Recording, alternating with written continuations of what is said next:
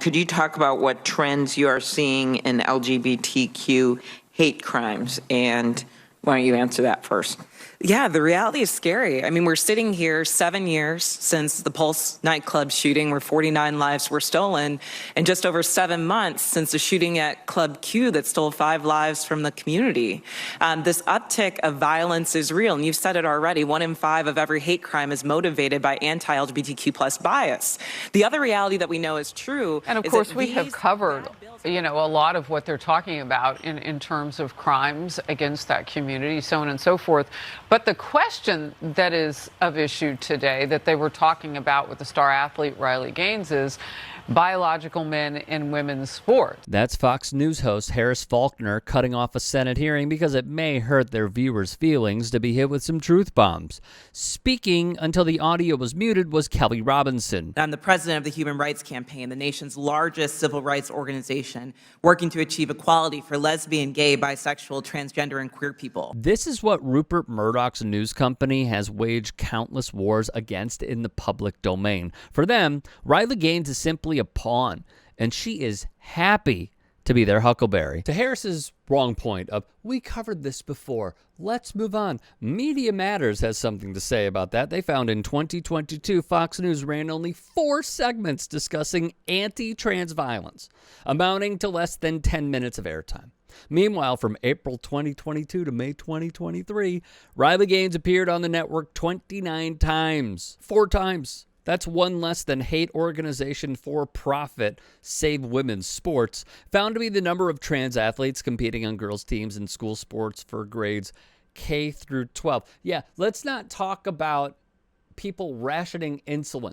Let's not talk about affordable housing. Let's not talk about how people are dying because they have to pay for medical bills. Let's not talk about how Republicans will invoke mental health after every single school shooting, yet vote against funding it. Yeah. Let's talk about trans people. That's their playbook. The right wing has an interest in keeping the base riled up about one thing or another, and when one issue fades, as with same-sex relationships and same-sex marriage, they've got to find something else, said Randall Balmer, a Dartmouth professor who was raised evangelical, and said to PBS, it's almost frantic. The Guardian found one right-wing group put millions into campaigns ahead of the 2022 midterms.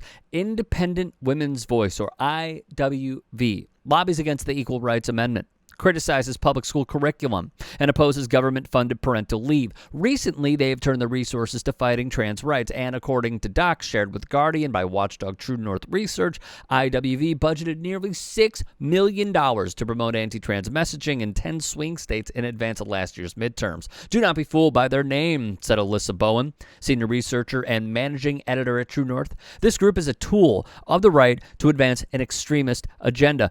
Policy experts are not surprised. GOP candidates really suffered from headlines about abortion, said Kelly Baden, VP for Public Policy at the Guttmacher Institute, which tracks policies related to sexual and reproductive health. It makes absolute sense that they would rather talk about a 12-year-old being on puberty blockers. As for Gaines, she's made a career out of being a 5th-place finisher. She appeared on the network 29 times, totaling roughly 2 hours and 40 minutes from April 22 to May 23. Over 50% of the appearances took place in the last 2 months, a year after her race against Leah Thomas in March of 2022. Please follow Alyssa's findings and her work. Her fact checks of Gaines disrupt her hate right in its tracks. Despite the fact that only a small fraction of the population is trans, and trans athletes have fairly competed at elite levels in their lived gender for decades, claims that trans inclusion in athletics will disadvantage cis women and girls have recently provided fuel for discriminatory legislative measures in dozens of states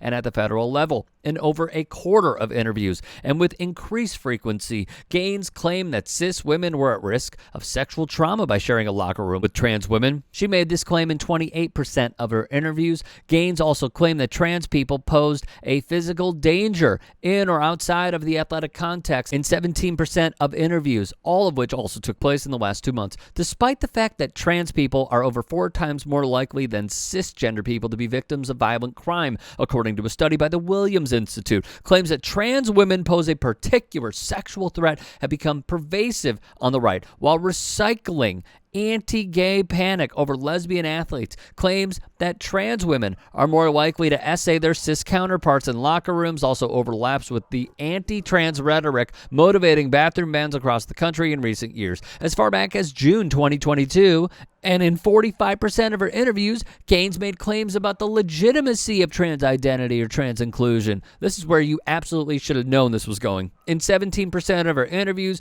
Gaines claimed that trans identity is illegitimate or questionable. In 41% of her interviews, Gaines argued against the social or political inclusion of trans people in areas outside athletics. Riley Gaines, certified transphobe.